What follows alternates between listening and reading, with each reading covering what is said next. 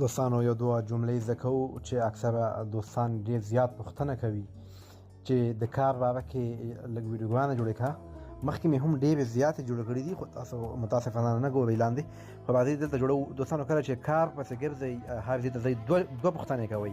اول زه د کار په لټه کې یم. تاسو به هلته که هر ځای ته ځئ هلته ورته وایئ، داسې وایئ ich suche Arbeit.